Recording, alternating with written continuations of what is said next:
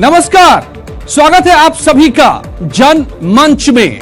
जनता का ये मंच, सबसे बड़ा चुनाव, सबसे बड़ा प्रदेश और सबसे बड़ा ये मंच, जनता का मंच, क्योंकि जनता को ही फैसला करना है इस चुनाव का। देश एक बार फिर से चुनाव के मुहाने पर है और इसीलिए हम स्टूडियो से निकलकर पहुंचे हैं जनता के बीच नोएडा में।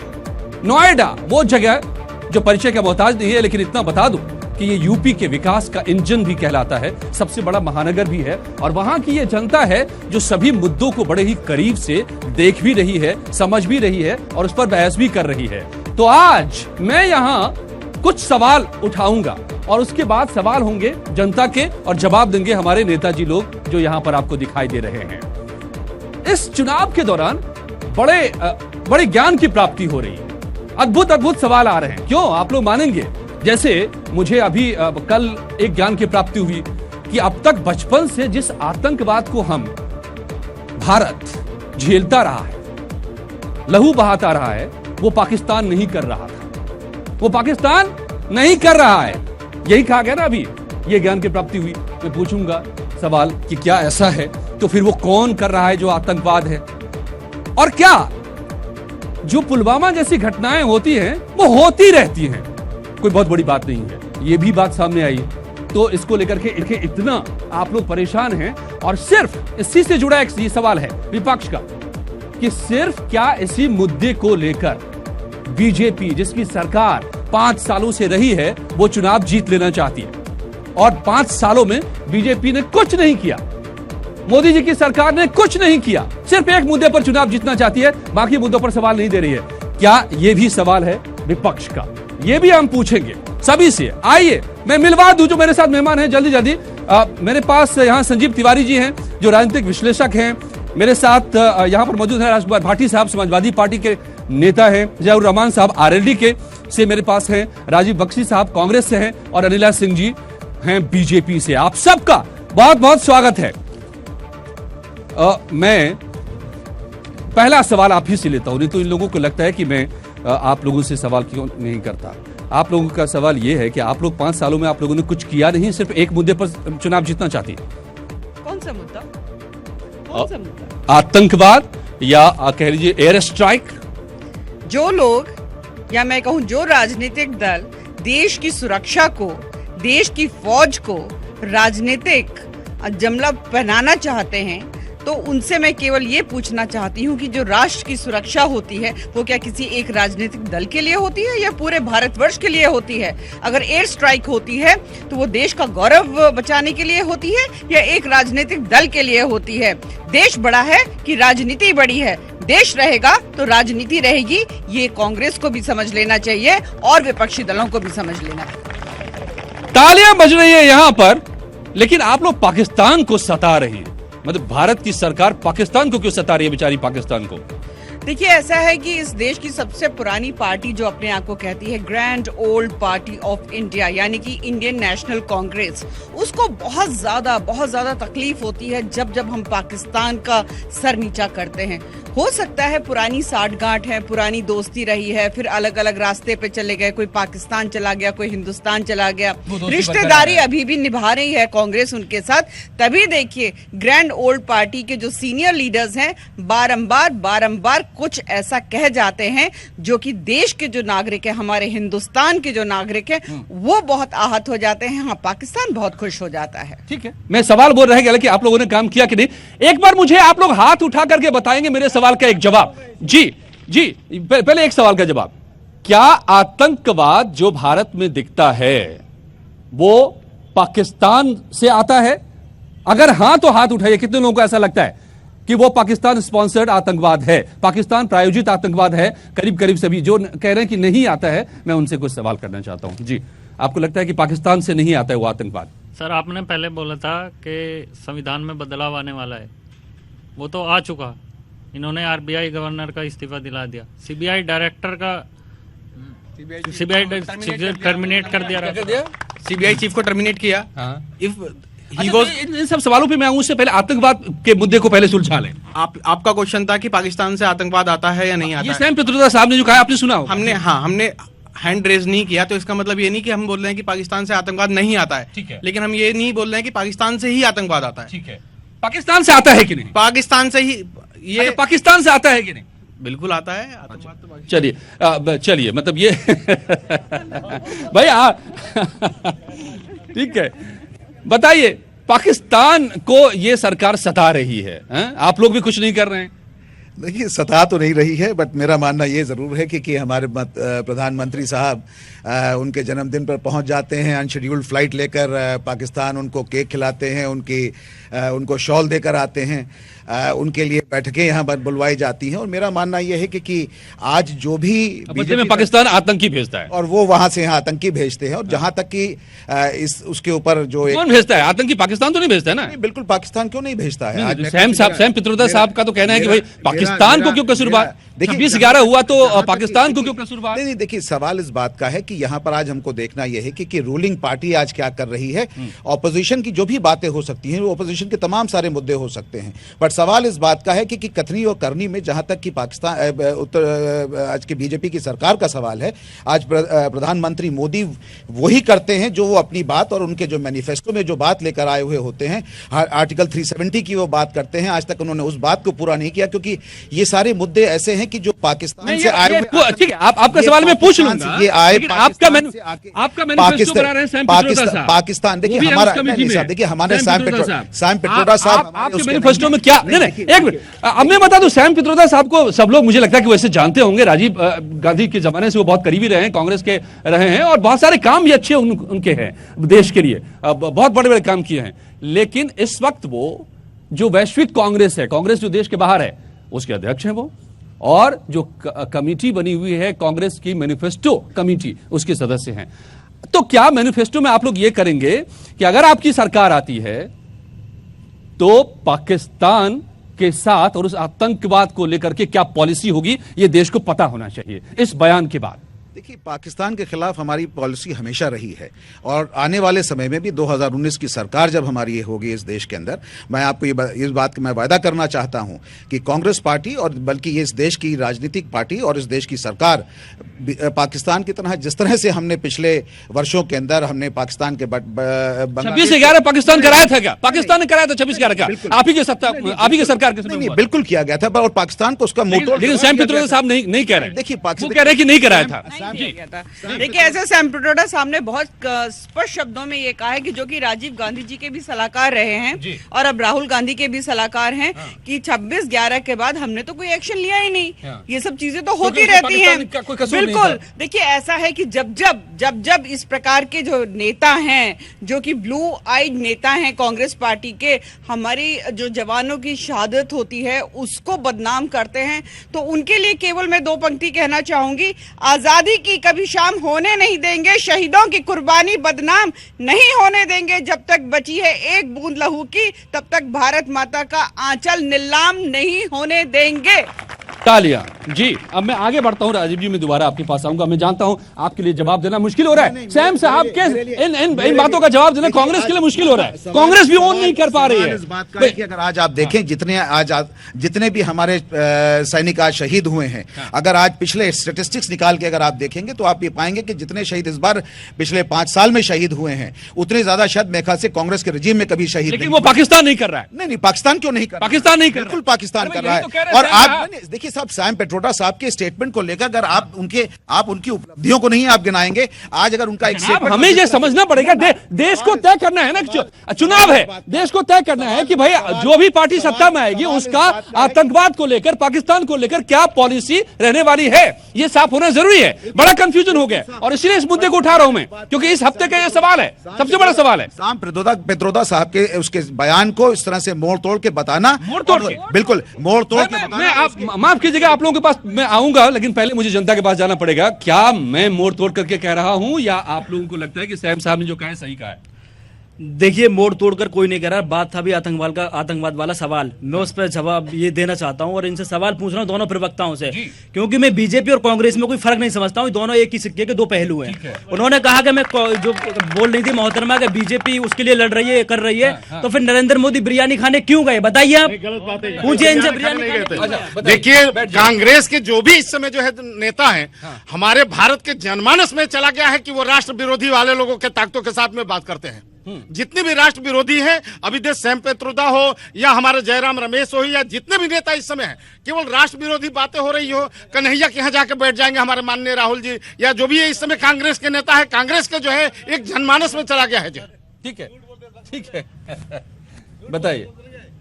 मेरा सवाल ये है कि भाई ये जो देशभक्ति की जो परिभाषाएं आज बीजेपी वाले लोग कह रहे हैं, इन्होंने क्या मतलब देशभक्ति की ठेकेदारी ली हुई है? और मेरा कहने का मतलब ये यहाँ पे ये जो देश का हर नागरिक ठेकेदार है, हर नागरिक ठेकेदार है, सभी का खून शामिल है यहाँ की मिट्टी में। ठीक है, यहाँ का खून शामिल है। यहाँ का सवाल क्या है? क्या जो सैम पित्रोदा साहब ने कहा कि आतंकवाद जो भारत में हो रहा है उसके लिए पाकिस्तान कसूरवार नहीं है? मेरा सवाल ये है कि आज ये चुनावी जो मंच चल रहा है, जो हम देखना चाह रहे हैं, अगर बीजेपी को वोट मांगना है तो नोटबंदी पे वोट मांगे, राम मंदिर पे वोट मांगे, धारा 370 पे वोट मांगे। ये चौकीदार और चाय पे वोट क्यों मांगा जा रहा है? अगर वोट मांगना है विकास के नाम पे, अगर आपने काम किया है तो 5 साल में उनके नाम पे मुझे आप लोगों से पहले एक बार आना पड़ेगा। जो मैंने शुरू में कहा था, दूसरा सवाल मेरा यही है कि क्या बीजेपी की सरकार ने काम नहीं किया और इसीलिए एक ही मुद्दे पर वोट मांग रही है? देखिए, ऐसा है कि एक मुद्दा नहीं होता है, जब 5 साल का हिसाब देना पड़ता है। आपके लिए एक मुद्दा हो सकता है, राजनीतिक दलों के लिए एक मुद्दा हो सकता है, क्योंकि ये कहकर वो बाकी के जो अचीवमेंट्स से उपलब्धियां हैं उसको छुपाना चाहते हैं। इस देश की जो जनता है वो मूर्ख नहीं है। जब कोई वोट मांगने जाता है तो वो हिसाब मांगती है और हिसाब दिया जाता है कि क्या प्रधानमंत्री आवास योजना के तहत मकान मिला कि नहीं मिला, उज्ज्वला योजना के तहत सिलेंडर मिला कि नहीं मिला, उज्ज्वल योजना के तहत बिजली का कनेक्शन मिला कि नहीं मिला, शौचालय बना नहीं बना। देखिए, ऐसा है रिपोर्ट कार्ड तैयार है और बहुत डिस्टिंक्शन मार्क से तैयार है जनाब। चलिए एक चीज बता दीजिए, सुनिए, आप लोग बैठे रहिए, मैं आता रहूंगा, ऐसे नहीं। कितने लोगों को लगता है कि 5 साल में काम हुआ? अगर हाँ तो हाथ उठाइए, हाथ उठाइए। चलिए मैं अब आगे बढ़ूं, जरा सा मैं आगे बढ़ूं। यहाँ नहीं, जवाब सामने है और सब कुछ दिखाई दे रहा है यहाँ पर।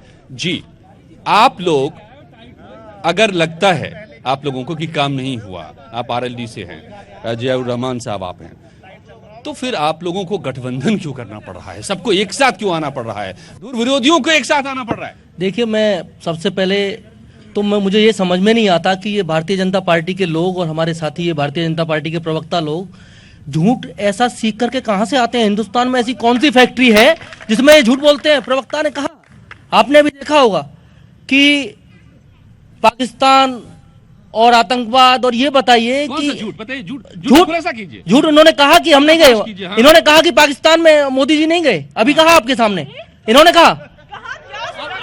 मैंने कब कहा? अरे देखिए, ऐसा है, मैंने कब कहा? अभी मैंने भी नहीं सुना, मैंने भी नहीं सुना।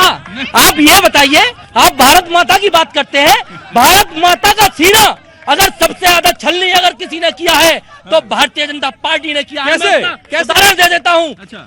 जब मोदी जी प्राइम मिनिस्टर बने 2014 में, काला धन और रोजगार के मुद्दे पर सबसे पहले शपथ ग्रहण में नवाज शरीफ को किसने बुलाया? क्या कांग्रेस ने बुलाया था? क्या आरएलडी ने बुलाया था? क्यों बुलाया था? देखिए, ऐसा है कि आरएलडी जैसा दल जो अपने आप चौधरी चरण सिंह जी जो एक महान किसान नेता थे, उन्होंने अरे सुन लीजिए, एक जाति की पार्टी बना के रख दिया चौधरी अजीत सिंह ने। और जो एक जाति की पार्टी होती है वो देश की नीति क्या होती है और जो राष्ट्र की नीति होती है, विदेश नीति होती है, वो क्या समझे। ये बात कर रहे पाकिस्तान को क्यों बुलाया गया जब उनके शपथ ग्रहण समारोह था? केवल पाकिस्तान नहीं, जितने भी हमारे पड़ोसी देश थे सबको आमंत्रित किया। दूसरी एक बात, बिरयानी वाली बात कही। पहली बात तो जो बिरयानी करते हैं उनको बता दूं, शुद्ध शाकाहारी हैं नरेंद्र मोदी जी। तो अब मैं आगे बढ़ता हूं। अरे चौधरी चरण सिंह को पक्ष ले लीजिए, इन्होंने वे- कहा। अच्छा सुने, मैं मान लेता हूँ। चौधरी चरण सिंह को तत्काल कहूंगा। भेज- आप ये अच्छा, बताइए 2014 के इलेक्शन में आपके पास दोबारा आता मोदी जी ने हूँ। कहा दोबारा था- आपने एक सवाल उठाया, एक जवाब लिया, मैं सबसे लेता हूँ, फिर दोबारा आऊंगा आपके पास, चिंता मत कीजिए राजकुमार भाटी जी। आप लोग इतने डर गए हैं, इतने डर गए हैं मोदी के नाम से कि दिन रात आप लोगों को मोदी जी ही नजर आते हैं, और इसीलिए सब इकट्ठे होकर के एक छतरी में आ गए। मोदी को किससे डर लगता है? उत्तर प्रदेश में हम खड़े हैं। हाँ, उत्तर प्रदेश में। हाँ। उत्तर प्रदेश में 4 पार्टी मोदी के साथ है। ठीक है। और सुनिए, हाँ। और ऐसी ऐसी पार्टी है। तो आपसे डर गए हैं मोदी अरे जी? सुनिए, मैं पूछ लूंगा भाई कि आपसे डर गए हैं मोदी जी? आप लगता है। उन्हें बिल्कुल शांति से गठबंधन से सुनते डर हैं। गए हैं मोदी जी? आप बीजेपी को हमेशा शांति से सुनते हैं हाँ। और विपक्ष को बोलने नहीं देते हैं। अरे आप आप मुझे बोलने दीजिए। बोलिए। मेरा आप समय निर्धारित करिए और मुझे बोलने दीजिए। 30 सेकंड अनइंटरप्टेड बोलने 30 दीजिए। सेकंड, बोलिए। आप बीच बीच में डिस्टर्ब करते हैं। 30 सेकंड सुनिए, 1 मिनट, 30 सेकंड, बोले बोले बोले। अरे बोलिए जी, मैं आपके पास भी आ रहा हूँ, चिंता मत कीजिए, बोलिए। उत्तर प्रदेश में सुनिए, उत्तर प्रदेश में नरेंद्र मोदी ने उस ओम प्रकाश राजभर के साथ गठबंधन किया है, जो ओम प्रकाश राजभर पूरे 2 साल से बीजेपी को गाली दे रहा है, जो कहता है बीजेपी जातिवादी पार्टी है, सामंतवादी पार्टी है, भ्रष्ट पार्टी है, जो कहता है माइक नहीं आपके पास। पहले जो काम 50 रुपए में हो जाता था 500 रुपए में होता है। उस ओम प्रकाश राजभर के पैर पकड़ के उसके साथ गठबंधन किया ठीक है। है। दूसरे, हाँ। उस अनुप्रिया पटेल के साथ मैं आ रहा हूं, जवाब के लिए आ रहा गठबंधन हूं। किया है। हाँ। जो अनुप्रिया पटेल योगी आदित्यनाथ पे उंगली उठा रही थी, अनुप्रिया पटेल ने कहा था अगर आपने ये जो डिवीजन किया है ओबीसी के आरक्षण में 3 जगह बांट रहे हैं आप, अगर इसे आप करेंगे मैं सरकार छोड़ दूंगी, और उसे एक विभाग छोड़ भी दिया। उस अनुप्रिया पटेल के साथ किया पता है क्या बोलेंगे अनिला जी? सुनिए इसके सुनिए जवाब में सुनिए उस पीडीपी के साथ जम्मू कश्मीर में क्या आप फिर बोल रहे हैं। मेरे समय में तो मुझे बोलना, मेरे समय में तो मुझे बोलना था। आप लोग नेताजी को भूल जाते हैं महाराज। अब नेताजी स्टार नहीं रहे क्या? अरे नेताजी स्टार नहीं रहे क्या? मेरे समय में तो मुझे बोलना था। 30 सेकंड हो चुका। आपने जो सवाल, आखिरी बात बोल रहा हूँ, आखिरी बात, आपने जो सवाल सैम पित्रोदा के ऊपर उठाया, हाँ। भाई सुनिए, अब सुन लीजिए, बिल्कुल जायज सवाल है। हाँ। पाकिस्तान आतंकवाद भेजता है, आतंकवादी भेजता है, पाकिस्तान की फौज, पाकिस्तान की आईएसआई और वहां के आतंकवादी गुट भारत के खिलाफ हैं, और कोई पाकिस्तान का बचाव करता है वो गलत है। नरेंद्र मोदी ने चोरी चोरी शुभकामनाएं पाकिस्तान डे पे क्यों दी? चोरी चोरी, ये चोरी क्यों की? उस देश के साथ गद्दारी क्यों की? और हम तो पाबी कहते हैं, तो हम पाकिस्तानी, हाँ। और वो बधाई भी दें, प्रेम पत्र लिखा है इमरान खान को। ठीक है। राम गोपाल जी को क्यों लगता है कि पुलवामा आतंकियों ने नहीं किया, पाकिस्तानी आतंकियों ने नहीं किया? उन्होंने कहा कि जांच होगी, सरकार बदलेगी, जांच होगी, बड़े बड़े नाम आएंगे। देश के लोगों ने कराया क्या? देश के लोगों ने कराया क्या? पुलवामा अटैक हुआ 14 फरवरी को। 1 फरवरी से सीआईएसएफ के अधिकारी लगातार सरकार को पत्र लिख रहे थे कि हमें हवाई जहाज मुहैया करा दिए जाएं यहाँ, क्योंकि इंटेलिजेंस इनपुट था कि यहाँ हमला हो सकता है। 300 किलो आरडीएक्स पाकिस्तान से पुलवामा पहुंच गए और चौकीदार सोता रहा, और चौकीदार कहता देश सुरक्षित हाथों में। तो देश के लोगों ने तो कराया। क्या इसमें सवाल पूछने का हक हमें नहीं है? ठीक है। किसकी लापरवाही है? ठीक है, तो ये लापरवाही है आपको ये लगता है? जी संजीव जी, मैंने बहस जो है एक बड़े मुद्दे के आकर के इर्द गिर्द ठहर गई है कि क्या राष्ट्रभक्ति क्या है, राष्ट्रभक्ति क्या है, सैनिक ऑपरेशन क्या होते हैं, आतंकवादी कौन है, उनके साथ कौन खड़ा है? देखिए, सबसे पहले तो मैं ये कहना चाहूंगा भाटी जी को कि सवाल जरूर उठाएं, विपक्ष की भूमिका होती है सवाल उठाने की, सरकार से भी सवाल उठाएं, परंतु कम से कम लोकतंत्र में विश्वास जरूर रखें। आज ये सरकार है, कल दूसरी सरकार आएगी, परसों तीसरी सरकार आएगी, लेकिन भारत का लोकतंत्र जिंदा रहेगा जो सदियों से जिंदा रहा है। अब जहां तक सवाल उठता है कि विपक्ष को सवाल उठाने का अधिकार तो है, परंतु विपक्ष को यह कहने का अधिकार नहीं है, भाटी जी, विपक्ष को यह कहने का अधिकार नहीं है कि पत्रकार कैसा है। अगर पत्रकार आपको पसंद नहीं है तो आपकी पार्टी यह निर्धारित करे कि किस मंच पे जाना है और किसके मंच पे नहीं जाना है। कौन मंच समाजवादी पार्टी का है और कौन मंच देश का है। मुझे लगता है कि यह जो मंच है यह जनता का मंच है, क्योंकि यह उत्तर प्रदेश का सबसे बड़ा चैनल है। और दूसरी बात, अब जहां तक सवाल उठता है कि देश अरे भाई, देश की बात, अरे भाई, मतलब आपका जो जवाब दे वो आपको नहीं बर्दाश्त है। आपका जवाब कोई दे तो बर्दाश्त नहीं है आपको। अरे बर्दाश्त कीजिए थोड़ा सा महाराज, एक मिनट, अपने अलावा भी किसी को बर्दाश्त कीजिए। मैं सुरक्षा की बात करना चाह रहा हूं, देश सुरक्षित है, और देश इसलिए सुरक्षित है कि यह इतिहास में पहली बार हुआ है कि कोई न्यूक्लियर पावर कंट्री किसी दूसरे न्यूक्लियर पावर कंट्री के अंदर जाकर आतंकवादियों के घर में घुसकर चूहे की तरह खोजकर उन्हें मारे। आज तक यह नहीं हुआ। 300 लोग मारे गए मुंबई में, 300 लोग 26/11/2008 को मारे गए। 2 महीने तक एयरफोर्स की जहाजें यहीं पे थी और यही कांग्रेस पार्टी की सरकार थी। मैं भाटी जी के ऊपर और इनकी पार्टी के ऊपर नहीं बताना चाहता हूं, क्योंकि इनकी पार्टी ने जो विमान खरीदा था वह विमान उच्च श्रेणी का था। जब माननीय मुलायम सिंह यादव जी देश के रक्षा मंत्री हुआ करते थे और वही विमान काम आ रहा है, मैं उसकी बात नहीं कर रहा हूं। लेकिन 2 महीने तक आपके जमाज बैठे हुए हैं और आपने ऑर्डर नहीं दिया। क्या है यह किस प्रकार की पॉलिटिकल एक्टिविटी है? ठीक है, बहुत सारे सवाल यहाँ पर आ रहे थे। आप लोग जी बताइए। मैं ये पूछना चाहता हूँ, अभी बीजेपी की प्रवक्ता कह रही थी कि इनकी जो कांग्रेस वालों की है क्या रिश्तेदारी है। मैं पूछ रहा हूँ, चाय ने प्रधानमंत्री से क्या रिश्तेदारी थी? एक ही झूला पे झूल करके चाय पिलाई और सब कुछ करते रहे, इसके बाद डोकलाम हो गए और इसके बाद जो अजहर मसूद था उसे आतंकवादी घोषित करने में उसी ने रोड़ा अटकाए। और पाकिस्तान, अच्छा, आपको लगता है कि पाकिस्तान आतंकवादी भेजता है हमारे देश में या नहीं भेजता है? इसमें तो किसी को कोई दिक्कत नहीं। हाँ, लेकिन दिक्कत इस बात पे होती है जब हमारे जवान शहीद होते हैं और कर्नाटक के पूर्व मुख्यमंत्री येदियुरप्पा ये कहते हैं कि अब तो 28 में से 22 सीटें हम आप कुछ क्या कह रहे थे, बताइए। कुछ नहीं कह रहा हूँ। पाकिस्तान मैं ये कहना चाह रहा हूँ कि अगर हमारे देश का चौकीदार इतना अच्छा है तो 300 किलो आरडीजीएक्स लेके हमारे हिंदुस्तान में पाकिस्तानी कैसे घुसे और क्यों घुसे? इसका जवाब दे प्रधानमंत्री हमें। बताइए। बिल्कुल ऐसे घुसे जैसे मुंबई में घुसे थे। उस समय सरकार नहीं, जवाब सरकार। जनता को सब पता होता है भाई। हाँ भाई साहब, हमारा एक ही निवेदन है कि सरकार सेना ना बने। मैं पूर्व सैनिक हूँ, सुनिए। सरकार सेना ना बने, सरकार सेना को चलाए। सेना तो अपने आप काम करती है। ऑपरेशन सेना का काम है करना और करती है, और हमें गर्व है हमारे देश की सेना पे। लेकिन प्रधानमंत्री जी जब हमारे यहाँ तो सेना कह रही है, सुनिए, सेना कह रही है कि सर्जिकल स्ट्राइक हुआ। कांग्रेस कह रही है कि लाश बताओ, लाश दिखाओ। क्या ये सही है? क्या ये सेना का सम्मान है कि अपमान है? आप बताइए। सुनिए पहले, 1 मिनट का टाइम। सवाल यही है, मुद्दा यही। मुद्दा आज बेरोजगारी का है। सवाल आज जो हमारे यहाँ प्रत्याशी हैं उनका है, जो हमारे यहाँ मंत्री। पर भी मैं आऊंगा। एक सवाल तो मुद्दा की बात, सबसे बड़ा सवाल आज उनके 1 से 10 अस्पताल बन गए। नोएडा का बेरोजगार जवान और नौजवान घूम रहा है रोडों पे नौकरी के लिए। सवाल ये है, आप युवा लोग बताइए भाई, क्या हुआ? नौकरियां मिली कि नहीं मिली? आज सब बेरोजगार हैं और 5 साल पहले सबके पास एसी कार थी। 5 साल पहले सबके पास एसी कार थी और आज सब रोड पे आ गए हैं 5 साल में। मतलब 5 साल में रोड पे आ गए, पहले एसी कार लेकर के घूम रहे थे युवा। ये आप सर, युवा का ही जवाब था ये। जब भी कांग्रेस के किसी नेता का उल्टा जब भी मतलब आता है बयान, तो इनको क्यों लगता है कि उनका ये पर्सनल उनका बयान था? मतलब कि जो भी मतलब कांग्रेस के नेता हैं वो बोलते हैं, वो बोलते हैं कि नहीं उनका ये पर्सनल बयान है, ये पार्टी का बयान नहीं। जैसे कि जब भी सिद्धू ने पल्ला छुड़ाने लगे, हाँ, बोलते ही नहीं ये उनका अपना बयान था, पार्टी से इसका कोई लेना देना नहीं है। मतलब नेता कब नेता हो जाते हैं, कब पर्सनल हो जाते हैं, समझ में नहीं आता लोगों को। हम प्रवक्ता से ये बात पूछना चाहते हैं, जब अजहर मसूद छोड़े थे, जब किसकी सरकार थी? वो उग्रवादी नहीं थे, आतंकवादी नहीं थे।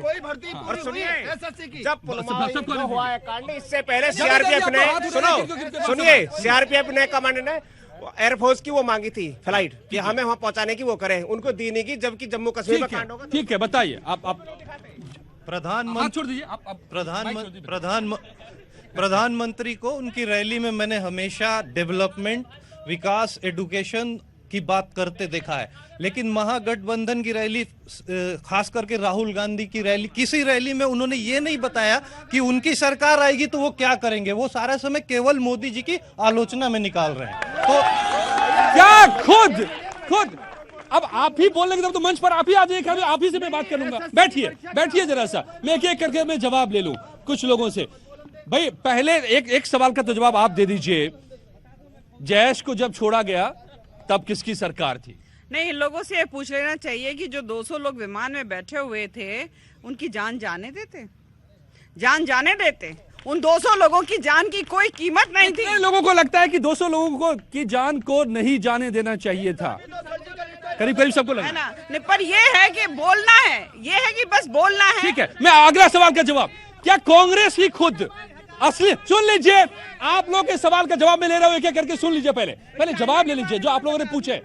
कांग्रेस क्या बार बार खुद राहुल गांधी असली मुद्दों से, जो बात हो रही है कि रोजगार के मुद्दे, विकास के मुद्दे पर बात क्यों नहीं होती है, वो खुद आ जाते हैं चौकीदार पर, वो खुद आ जाते हैं सर्जिकल स्ट्राइक पर? आपके नेता देखिए, और जो सब सर्जिकल स्ट्राइक और इन सब चीजें और जो मुद्दों की आप बात कर रहे हैं, वो और सब मुद्दों के साथ साथ हैं। आज राहुल जी किसानों की बात करते हैं, किसानों के डिस्ट्रेस की बात करते हैं, राहुल गांधी जी आज रोजगार की बात करते हैं, नौजवानों की बात करते हैं, आज शिक्षा की बात करती, आप कहाँ नहीं बात करते हैं? अगर आप देखें, अगर आप उनकी अगर बार बार ये मुद्दा कौन उठा रहा है? पहली चीज तो मुझे लगता है ये मुद्दा जैसे ठंडा होता है आपके कोई नेता उठा देता है। भाटी साहब ने बड़ा अच्छा सवाल आपसे किया था कि क्या आप बीजेपी की तरफ से बोल रहे हैं और या यहाँ पे पत्रकारिता यहाँ कर रहे हैं? ये जनता का सवाल था यहाँ पर, ये अभी एक जनता ने, एक युवा ने पूछा। सवाल इस बात का है कि आज राहुल गांधी जी के ट्वीट से लेकर आज तक उनके जितने भी भाषण हुए हैं, आज उन्होंने हर जगह पर किसानों के मुद्दे की बात की है, नौजवानों की मुद्दों की बात की है, किस तरह से उनको रोजगार दिलाया जाएगा, किस तरह से इस देश की अर्थव्यवस्था ठीक करी जाएगी। चौकीदार चोर है, ये कौन बोलता है हर मंच पर? बिकॉज अगर चोर है मोदी को हराना है, ये कौन बोलता है? तो बिल्कुल, अगर कौन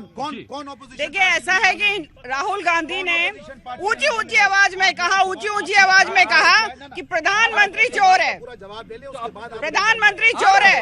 सबसे पहली बात तो प्रधानमंत्री के पद का अपमान किया नरेंद्र मोदी कहते तो समझ में आता। चौकीदार नरेंद्र मोदी की आवाज जो है सारे देश में उठी। आप एक मिनट रुक जाइएगा, सारे देश में उठी। अभी राजीव भाई जो है राहुल गांधी जी के विषय में बहुत बड़ी बड़ी बात कर रहे हैं। 2017 में खाट पंचायत करते घूम रहे थे, उनकी खाट की क्या हालत हुई, किसान उठा के भाग गए। अब उनकी हालत खराब हो गई तो प्रियंका गांधी वाड्रा को ले आए, वो बोट यात्रा कर रही हैं, उस बोट में इतने खोट है, अब वो बोट भी डूब जाएगी इनकी, तो किसके सहारे चलेगी? मैं कुछ सवाल लेकर के आता हूँ। हाँ, अब पीछे से सवाल अभी तक नहीं आए हैं, बताइए पीछे से किनका सवाल था? हाथ अभी उठा रहे थे। क्या पीछे तक आवाज पहुंच रही है कि नहीं आप लोगों तक? भाई क्या मुद्दा है, जरा बताइए ना। देश का सबसे बड़ा मुद्दा इस वक्त में क्या लगता है आपको? युवा उठिए। नौकरी तो सबको मिल रही है। हाँ। बस ऐसे ही हल्ला कर रहे हैं कि नौकरी नहीं है, नौकरी नहीं है। स्टार्टअप इंडिया मिल रही है। हाँ जी, हाँ मिल रही है, नौकरी सबको मिल रही है। भाई एक युवा यहाँ से खड़े होकर के कुछ कह रहे हैं, आप लोग सुन लीजिए, आप लोग आपस में बहस मत कीजिए जी। पेटीएम से नौकरी मिली है, हाँ। स्नैपडील से मिली है, अमेजोन से मिली है, नौकरी तो सबको मिल रही है। पेफोन से मिल रही है, ये भी तो आई थी, इन्हीं की राज में आई है, ये सब सरकार में जो बनी है। बस ये एक पकौड़ा वाला मतलब सुन लीजिए, ये युवा लोग बताइए कि क्या रोजगार एक सबसे बड़ा मुद्दा बन गया है, या नौकरी इस देश में है या नहीं है, नहीं मिल रही है? बताइए। अगर काबिलियत है तो नौकरियां है, काबिल ही नहीं है तो नौकरी कहाँ से मिलेगी? ये सुनते जाइए आप लोग, ये आप लोग भाटी साहब जरा जनता को सुनिए, नहीं तो आप मुझ पर इल्जाम लगाने लगते हैं। यहाँ लोग कह रहे हैं जो हकीकत है। भाई मैं कह रहा हूँ अब वो भी गलत हो गए, मतलब जो आपके मन की नहीं वो गलत है, गजब बात है। जो समाजवादी पार्टी बोले वही सही है, जो कांग्रेस बोल दे वही सही है। गजब करते हो यार आप। बताइए नहीं, देखिए मत कीजिए आप लोग, देखिए आप लोग मैं मत कीजिए, शोर ना मचाएं। मैं समाजवादी पार्टी के प्रवक्ता ही से पूछना चाहता हूं कि उत्तर प्रदेश में समाजवादी पार्टी 35 सीटों पर लड़ रही है, 35 सीटों पर बसपा लड़ रही है, 3 सीटों पर लोकदल लड़ रही है, 73 सीटों पर लड़ने के बाद 273 सीट चाहिए सरकार बनाने के लिए। और यहाँ जो कुछ मुद्दे उठे हैं उसका जवाब बहुत हो गई बात। अब ठीक है, आतंकवाद पर, रोजगार पर भी बहुत सारे सवाल भी हुए, जवाब भी आए। अब जरा यूपी के समीकरण को समझते हैं आज जनमंच पर। यहाँ से बड़ा जरूरी है, देश का ये सबसे बड़ा सूबा है, सबसे ज्यादा सीटें हैं यहाँ पर 3 पार्टियों को खाते खुलने का इंतजार है, कुछ पार्टियों को बचे रहने का इंतजार है, कुछ पार्टियों को सत्ता में बने रहने का इंतजार है, और ये सब कुछ तय होना है यूपी में ही। लेकिन यूपी का समीकरण क्या है? कांग्रेस किससे लड़ रही है? आप, लेकिन उससे पहले मैं पूछूं, आपके लिए सवाल था एक, एनपी सिंह साहब, ये मैं जानता हूं इनको नोएडा के लोगों का ये प्रतिनिधित्व करते हैं जी। आप लोकसभा चुनाव में आपकी दावेदारी क्या है? एनपी सिंह जी नोएडा के बहुत प्रमुख व्यक्ति हैं और मेरे बहुत अच्छे मित्र हैं और बड़े अच्छे समाज बड़ा अच्छा सवाल उन्होंने आपसे किया है। बड़े अच्छे सवाल, लेकिन उनकी जानकारी थोड़ी अधूरी है। अच्छा, हम 35 सीट पे नहीं, हम हमसे तो नहीं मिले हुए हैं, आपको ऐसा तो हम 37 पे लड़ रहे हैं और वो 38 पे लड़ रही हैं। ये मीडिया वाले से तो नहीं मिले हुए हैं। थोड़ा सा उन्होंने जानकारी छिपाई। अब रही बात ये, एनपी सिंह जी जब देश के संविधान को खोल के पढ़ेंगे और देश के सामाजिक समीकरण देखेंगे, ये देश, इस देश के बारे में कहा जाता है कोस कोस पर पानी बदले, चार कोस पर पानी जी। ये देश विभिन्न संस्कृति, विभिन्न भाषा, विभिन्न पहनावे, विभिन्न धर्म, विभिन्न जाति, इतना बंटा हुआ है देश, हर जगह अलग अलग सोच के लोग हैं। कोई भी एक पार्टी इस देश का प्रतिनिधित्व नहीं कर सकती, इतना विशाल देश है। 136 करोड़ हो गई है हमारी आबादी, 136 करोड़, इसीलिए गठबंधन। लेकिन 36 सीट पर लड़ करके क्या होगा, मतलब क्या क्या हो सकता है ये बता दिए। उसी का जवाब दे रहा हूँ, इसीलिए 3 गठबंधन प्रमुख बने हैं, लेकिन हर स्टेट वाइज भी अलग अलग गठबंधन है। ये गठबंधन सही मायने में इस देश की लोकतंत्र का प्रतिनिधित्व करते हैं, और ये लोकतंत्र जिंदा हो रहा है, गली गली मोहल्ले मोहल्ले तक जो पहुंच रहा है। एक आदमी दिल्ली में बैठ के पूरे देश की भावना को नहीं समझ सकता। तो इस तरह हमारे जैसी पार्टियां अन्य स्टेट्स में भी आएंगी, और जो हमारा संविधान कहता है लोकसभा चुनाव पीएम किसको बनाएंगे, वही बता रहा हूँ। भारत का संविधान ये कहता है कि लोकसभा, अखिलेश जी को कि माया जी को कि मुलायम जी को कि ममता जी को कि चंद्रबाबू जी को, किसको बनाएंगे, ये भी जनता जानना चाहती है। ये जो आप सवाल कर रहे हैं, ये सवाल जानना चाहते हैं आप लोग, हाँ या ना में बताइए, उठाइए हाथ। देखिए इतने लोगों के सवाल नहीं, मेरे लिए तो आप ही बहुत महत्वपूर्ण, आपने पूछ लिया जी उनकी। आपका तो मुझ पर भरोसा नहीं है, मतलब सुनिए, जो आपने सवाल किया वो अमेरिका के लिए तो ठीक है कि कौन प्रेसिडेंट होगा। हमारे यहाँ संसदीय लोकतंत्र, हमारे यहाँ संसद के सदस्य, मत बोलिएगा कि आपको बोलने नहीं देता हूँ, संसद के सदस्य चुने जाते हैं, फिर वो प्रधानमंत्री चुनते हैं। अच्छा, तो एक चीज कांग्रेस से सवाल कि भाई आपकी लड़ाई किससे है, मैं किधर आऊं, इधर आ जाऊं। हाँ जी, आपकी लड़ाई किससे है, बीजेपी से आप लड़ रहे हैं या बीजेपी को जिताने के लिए लड़ रहे हैं? देखिए, हमारी लड़ाई बेरोजगारी खत्म करने के लिए है, हमारी लड़ाई किसानों को मदद करने के लिए है।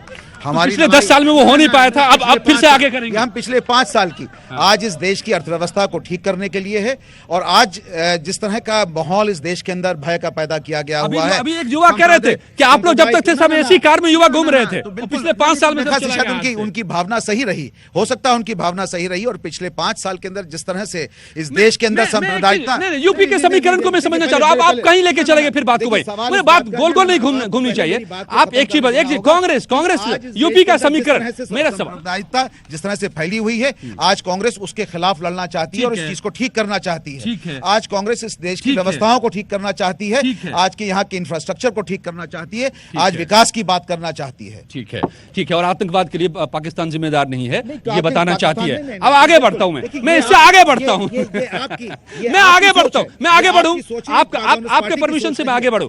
आपकी लड़ाई यूपी में, हम यूपी में खड़े हैं ना इस वक्त, यूपी में आपकी लड़ाई किससे है, बीजेपी से है या ये हमारी लड़ाई एसपी बीएसपी से है? आज हमारी लड़ाई बीजेपी से है, और हमारी लड़ाई बीजेपी से उनकी नीतियों के खिलाफ है। तो आप तो बीजेपी को जिताने का काम कर रहे हैं? नहीं, हम जीतो को जिताने का काम कर रहे हैं, क्योंकि आप गठबंधन को हराने का काम कर रहे हैं। गठबंधन को न हराने का काम कर रहे हैं, नहीं, गठबंधन के लिए हमने सीटें छोड़ी हुई हैं, हमने गठबंधन के लिए सीटें छोड़ी हुई हैं, और आज उनका नहीं, गठबंधन नहीं है, गठबंधन नहीं है, कोई ऑफिशियल गठबंधन नहीं है। कांग्रेस देखिए, कांग्रेस ने अपने जिस तरह से, नहीं कोई कंफ्यूजन नहीं, बड़ा क्लियर और बड़ा सिंपल सा सिस्टम है कि गठबंधन ने हमारे लिए 2 सीटें छोड़ी हुई हैं, और उसी के एवज में हमने उनके 7 सीटें छोड़ दी, 2 के बदले 7। और सवाल नहीं 2 ना, देखिए उन्होंने क्या कह रहे हैं, एक बार आप बड़ा जोश में आकर कह रहे हैं। स्थिति आपकी आ गई है, एक राष्ट्रीय पार्टी को जो क्षेत्रीय पार्टियों के सामने गिड़गिड़ा के 2-2 सीट मांग रहे हैं, क्या शर्मनाक स्थिति है। 40 पार्टियों का लाइन हुआ है बीजेपी का, 40 पार्टियों का भारत में स्थिति आपकी आ गई है, भारत में स्थिति आ गई है आपकी कि 2-2 सीटों के लिए जवाब चले। अरे भाई क्या सुनिए, 10 सेकंड। हाँ, 10 सेकंड। मेरे भाई सुरेश जी ने भी वो भी बहुत प्रमुख व्यक्ति हैं, उन्होंने सवाल उठाया, क्या सुरेश जी को यह पता नहीं है भारतीय जनता पार्टी ने तमिलनाडु में गिड़गिड़ा के AIDMK से 5 सीट ली हैं? ये पता नहीं है। लेकिन ये बताइए, आपकी लड़ाई, मैं आपसे भी मैंने कहा, अभी जो मैंने कहा, इस देश की सच्चाई है। 10 सेकंड हो गया। हाँ, स्थानीय पार्टियां लोकतंत्र का सही प्रतिनिधित्व। आगे बताइए, मैं कुछ नाम बता रहा हूँ, बीएसपी सुन लीजिए आप लोग, मैं कुछ नाम बता रहा हूं, मैं इसलिए कह रहा हूं कि कांग्रेस बीजेपी के लिए लड़ रही है, बीजेपी के खिलाफ नहीं। यूपी में क्यों कह रहा हूं, ये भाटी साहब जानते हैं, मैं नाम बता रहा हूं, मैं उदाहरण दे रहा हूं। अरे मैं उदाहरण दे रहा हूं, आप बोलने दें। ये भाटी साहब अच्छे से जानते हैं इन नामों को, मैं बता रहा हूं, आप सब लोग जानेंगे। ओमवती जाटव, हाँ, बिजनौर से, जालौन से ब्रजलाल खाबरी साहब, ये सब उम्मीदवार हैं जो कांग्रेस ने खड़े किए हैं। मोहनलालगंज से रमाशंकर भार्गव, आप तो जानते हैं सबको। सीतापुर से कैसर जहां, सुन लीजिए, सीतापुर से, मुरादाबाद से प्रताप, इमरान प्रतापगढ़ी, आप लोगों ने नाम सुना होगा, और फतेहपुर से राकेश सचान। ये सब क्या करेंगे? बीजेपी को जिताएंगे या आपको जिताएंगे? एसपी, बीएसपी और आरएलडी का गठबंधन 60% वोटों में अकेला लड़ रहा है, 40 में कांग्रेस और बीजेपी दोनों लड़ रही हैं। तो आप किससे लड़ रहे हैं? हम तो 60% वोटों में लड़ रहे हैं। हमारी तो किसकी लड़ाई किससे? हमारी तो 75, हमारी लड़ाई तो 75 आती है। 7 सीटें छोड़ते हैं, वो आपके गठबंधन की 75 आएंगी या 76, बाकी बची 2 सीट उन्हें ले जाएं। तो बताइए, अब आप बताइए। देखिए, बड़ा हास्यास्पद यहाँ पे यह है कि जैसे भाटी साहब ने कहा कि साहब 2 सीटें आई ले जाए।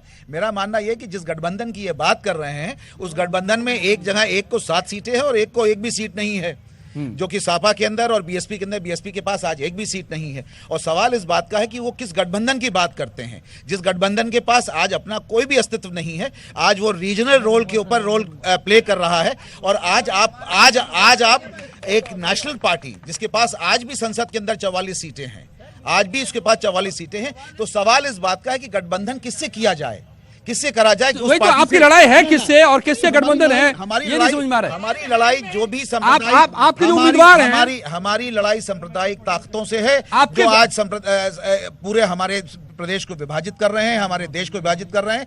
हमारी लड़ाई उन लोगों से, बीएसपी भी उसमें से एक है। नहीं देखिए, आपकी फील्डिंग उन्हीं के खिलाफ है। नहीं, लड़ाई उनसे भी बीजेपी को फायदा पहुंचा है। इन सभी सीटों पर कांग्रेस बीजेपी को जिता रही है। नहीं, देखिए, कांग्रेस बीजेपी को नहीं जिता रही है, कांग्रेस को जिता रही है। वो अपने कांग्रेस तो नहीं जीतेगी, इन 6 में से शायद ही किसी पर जीते, लेकिन जीतेगी तो बीजेपी। इस बात का है कि कहीं ये भाई, आप ये कैसे हो सकता है कि एंकर और वोटर आप दोनों ही एक साथ हो गए? मतलब जो अब तक के जो बता रहे हैं सर्वे नहीं, आप एंकर अभी तक बता। अच्छा ठीक है, आप 6 पर जीते, शुभकामनाएं मेरी यही है कि आप 6 पर जीते, मेरी शुभकामनाएं ये है। लेकिन फील्डिंग आपकी कांग्रेस के। अजय जी 1 मिनट जरूर दीजिएगा, क्योंकि आप लोग 40% पे दोनों लड़ रहे हैं। नहीं, ये 3 लोग जो हैं मेरे खिलाफ हैं, चौथे आप मुझसे प्रश्न पूछ रहे हैं। देखिए ऐसा नहीं, ये तो पॉलिटिकल एनालिस्ट है ना, आप उनको अपनी तरफ लेना चाह रहे हो, अपने दल में लेना चाह रहे हो, तो आप उनसे आप आज्ञा ले लीजिए, वो आ जाएंगे। देखिए ऐसा है अजय जी, अभी मैं सुन रही थी कि ऐसा दल यानी कि कांग्रेस जो कह रहा है कि हम सांप्रदायिक ताकतों से लड़ेंगे, सबसे ज्यादा दंगा कराने वाली पार्टी आज कह रही है कि हम कम्युनल ताकतों से लड़ेंगे। फिर ये कह रही हैं कि हम जो है भ्रष्टाचार से लड़ेंगे। 4.5 लाख करोड़ से ज्यादा का घोटाला करने वाली पार्टी आज ये कह रही है कि भ्रष्टाचार से हम लड़ेंगे। और दूसरी बात ये गठबंधन की कर रहे थे, गठबंधन में नहीं, सुन लीजिए राजीव जी, आपके पास माइक आएगा, आप बोलिएगा बड़ी शांति से। Last 10 second. गठबंधन सपा बसपा ने गठबंधन में 2 सीटें जो कांग्रेस के सबसे मजबूत ताकतवर आका यानी कि राहुल गांधी और सोनिया गांधी हैं, उनके लिए छोड़े। वो इतने कमजोर हैं, उन्होंने बदले में 7 सीटें छोड़ी ये यादव परिवार के लिए। मुलायम सिंह यादव जी का परिवार जो सबसे मजबूत ताकतवर कैंडिडेट। रुके मेरी बात सुनना नहीं, आपको रुकना पड़ेगा, मैं पीछे पीछे घूमूंगी आपके, फिर वो बोलेंगे। उनके लिए छोड़ी। मुझे भाटी जी का डर लग रहा है। जिन पार्टियों के सबसे बड़े नेता इतने कमजोर हैं कि वो खुद नहीं लड़ सकते, सहारे की जरूरत है। अरे वो प्रदेश और देश, ठीक है, ये देश देख रही है भाई। सवाल अच्छा, इधर से सवाल नहीं आए हैं, बताइए। सवाल पूछना चाहता हूँ, क्या ये भाजपा की प्रवक्ता से मेरा एक सवाल है कि पुलवामा हमले को छोड़कर आप फिर वहीं पर आ रहे हैं, आतंकवाद पर एक मिनट, पुलवामा हमले को छोड़कर इन्होंने 2014 में जो केंद्र में सरकार बनाई ही, ये तमाम मुद्दों को लेकर आए कि जिसमें नोटबंदी है। मैं पूछ चुका हूं उनसे, काला धन देश में लाएंगे, नौजवानों को रोजगार देंगे, उन वादों का क्या हुआ? ये किन मुद्दों को लेकर सरकार, इसी देश मुद्दे पे सरकार बनाना चाहते हैं, ये देश को गुमराह करके सरकार बनाना चाहते हैं। मैं बताना चाहता हूँ, बीजेपी की जो प्रवक्ता है यहाँ पे, सबका सवाल बीजेपी से है। हम नहीं, आप लोग समाजवादी पार्टी नहीं, बिल्कुल नहीं। मैं एक आम नागरिक हूँ, मैं ये कहना चाहता हूँ, मुझे बताइए यहाँ के जो मौजूदा सांसद हैं, वो यहाँ नोएडा के अपने 5 काम गिना दें, उन्होंने नोएडा में 5 काम क्या किए हैं? ये मैं आप याद करके रख लीजिए। देखिए ऐसा है, हमने जो पहले दी थी वोट बीजेपी को दी थी, लोकसभा में और विधानसभा में। सवाल किससे है? किससे? हमारा जो ना लोकल सवाल है हाँ, कि हमारी जो ना बेरोजगारी और यहाँ के जो ना किसानों के जो मुद्दे हैं हाँ। उन पे बात होनी चाहिए। देश के लिए क्या बात करनी है अभी जो ना देश के लिए तो बाद में बात करते रहेंगे, बहुत टाइम है। अच्छा हाँ जो ना क्योंकि जो ना सन 1974 से जो ना यहाँ के किसान जो ना जो पैसे अथॉरिटी खाई पड़ी है, ये सबले के सबले एक थाली के चट्टे बट्टे हैं सब सारे पार्टी सब एक ही थाली के चट्टे बट्टे हैं। भाई सुन लीजिए आप लोग, जनता में क्या क्या छवि है आपको, मुझे लगता है वहाँ खड़ा होना चाहिए। मैं चलो आप वही खड़े हो जाए, रोजगार पर सवाल नहीं सुनिए बात सुनिए, देखिए गुमराह मत करिए। देखिए मेरा सवाल बीजेपी के उनसे है कि 5 साल में जितनी भी स्टाफ सर्विस, आपका सवाल एसएससी की सुनिए एसएससी की जो भर्तियां थी सब लीक पेपर करा दिए। दूसरी बात, हिंदुस्तान के इतिहास में पहली बार 5 सिटिंग जज सुप्रीम कोर्ट के उन्होंने कहा कि ये सरकार संविधान को खोखला कर रही है, न्यायपालिका में हस्तक्षेप कर रही है। अच्छा। क्या ये शर्मनाक नहीं है? जिन 5 जजों ने वो क्यों नहीं पूछते? जवाब आता हूँ, जवाब तैयार रखिए, कुछ सवाल लेकर के जाओ जी बताएं। मेरा क्वेश्चन महागठबंधन से है। इधर देखिए, हाँ मेरा क्वेश्चन गठबंधन से है हाँ। कि एक बारात में कितने दूल्हे आप बनाओगे? एक बारात में कितने दूल्हे गठबंधन के? और सवाल भाई बताइए। सर जब हम किसी खेत में जाते थे कुछ चुराने के लिए या फल वगैरह, हाँ। तो चौकीदार से हम चिढ़ते थे क्योंकि वो लठ बजाता था, चोरी नहीं करने देता था। हाँ। तो वही हाल आज भी है, हमारा चौकीदार चोरी नहीं करने दे रहा, इसलिए वो बुरा बना हुआ है। तो लेकिन ये तो कह रहे कि चौकीदार चोर है। नहीं, ये गलत बोल रहे हैं ना भाई। एक चौकीदार भी मुझे यहाँ पर दिखाई दे रहे भाई। इनको तो चौकीदार ने लठ बजा दी, ये मटर वटर तोड़ने चले गए थे गन्ना है, लेकिन तो देश का चौकीदार चोर हो गया है क्या? अगर देश का ही चौकीदार चोर होगा तो कैसे काम चलेगा? तो है क्या ऐसा? नहीं, ऐसा कुछ नहीं है। ऐसा नहीं है? नहीं है जी। भाई तो ये कोई भी कुछ भी कहता रहे, हाँ। अगर चौकीदार सही है तो सब कुछ सही है। तो आपको क्या लगता है कि देश का चौकीदार सही है क्या? बिल्कुल सही है। बिल्कुल सही है। चौकीदारों को नहीं लग रहा है। आप पूछ चुके हैं सवाल, अब बार-बार यही पूछेंगे क्या? अभी ये कहते हैं कि चौकीदार चोर नहीं है। इन्होंने राफेल की फाइल और सुप्रीम कोर्ट में जो बोला है कि वो चोरी हो गई, तो चौकीदार कहाँ गए हो?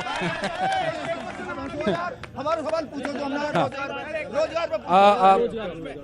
आप सर रोजगार पर मेरा सवाल है कि जब 2014 में मोदी हुकूमत आई तो सर नौजवानों की उम्मीद थी कि हमको रोजगार मिलेगा, लेकिन वहाँ पकौड़ा मिला। अब हम उम्मीद कांग्रेस से भी नहीं लगा सकते, क्योंकि इंदौर में भोपाल में जो 42 भर्तियां निकाली हैं कि 100 दिन गाय हाँकने पर 4000 रुपए मिलेंगे। तो सर मैं इसलिए कहता हूँ एक ही थाली के चट्टे बट्टे दोनों पास भी खड़े हैं ये लोग। बताइए आप लोग, मैं कहां से शुरू करूं? बीजेपी से आपके लिए कई सवाल जो नहीं, देखिए ऐसा है कि सबसे पहले तो जो लोग चौकीदार के ऊपर प्रश्न उठाते हैं वो हमारे गार्ड भाई बैठे हुए हैं, उन्होंने उसका उत्तर दे दिया, क्योंकि वो खुद भी चौकीदारी करते हैं जहां पर भी ये तैनाती होती है। कि देश के जो चौकीदार हैं, प्रधानमंत्री नरेंद्र मोदी जी, वो लगातार इस देश की चौकीदारी कर रहे हैं। और अभी एक भाई ने पूछा था रफाइल की फाइल चोरी हो गई। Little knowledge is dangerous thing, little knowledge is dangerous thing वाली बात है कि वहाँ की जो फोटोकॉपी जिसने ली थी वो पकड़ा भी गया। और दूसरी बात, अभी यूपीएससी की बात कर रहे थे, बीएसपी सुन लीजिए, जो नौकरी के विषय में बात कर रहे थे, सुनो, मैं उत्तर प्रदेश की बात करती हूँ, उत्तर प्रदेश की बात करती हूँ। यूपी बीएससी में बीएसपी के टाइम केवल और केवल 2237 नौकरी, सपा के टाइम 5 साल 18,800, 2 साल योगी जी के 21,000, यूपीएसएससी बीएसपी के टाइम 1,781। नहीं, जवाब देने दीजिए, जवाब देने दीजिए। योगी के टाइम 26,430 नौकरी। सिपाही भर्ती के बारे में बताऊं, योगी जी के टाइम 76,000 से।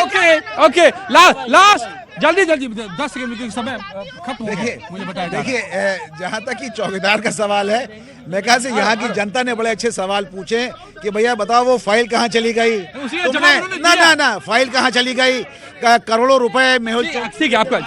देखिए मैं न्यूज 18 के हाथ जोड़ता हूँ, क्योंकि ये जनमंच है। आप ये बता दीजिए, पहले चरण का चुनाव 11 अप्रैल को होने जा रहा है, पश्चिम उत्तर प्रदेश में हम खड़े हैं। क्या इन्होंने गन्ने का पेमेंट किया? क्या इन्होंने किसानों की आय दुगनी की?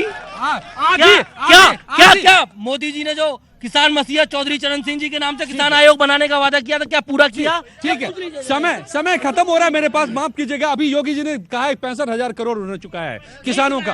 आप ये 10,000 करोड़ रुपए बकाया है। यूपी के किसानों को 10,000 करोड़ आप लोगों ने बकाए छोड़े थे, वो आप चुका रहे हैं। अब का योगी जी के टाइम का बकाया अजय जी, योगी जी के टाइम का। योगी जी की बात कर रहा हूँ जी। मैं देखिए 1 मिनट कंक्लूड कंक्लूड कर रहा हूं। जैसे किसानों की बात कर रहे थे, 2018-19 के दौरान जो गन्ने खरीदे गए उसमें एक ऐसा कानून आया उत्तर प्रदेश में कि 14 दिनों के भीतर भुगतान होगा। कुल जो गन्ने खरीदे गए वो 24,888 करोड़ रुपए के खरीदे गए और उसमें से 12,339 करोड़ 14 दिन के भीतर दिए गए। यह अपने आप में एक रिकॉर्ड है। और अभी जो बकाया है, अभी सुन लीजिए, अभी जो बकाया है, अभी जो बकाया है, वह बकाया भी मुझे लग रहा है कि 3 महीने के दौरान पूरी की पूरी। भैया आंकड़ों पर बात कर रहे थे, इनकी सुन लीजिए। लेकिन सुनिए, बड़ा सवाल ये है, सबसे बड़ा सवाल ये है, जनता को ही तय करना पड़ेगा कि जो ये कह रहे हैं, वो कह रहे हैं, वो सही है या जनता जिसको फायदा क्या मिला नहीं मिला, जो उसके मुद्दे हैं वो सही है। बहुत बहुत धन्यवाद आप सबका, बहुत बहुत शुक्रिया आप सभी का, बहुत बहुत शुक्रिया।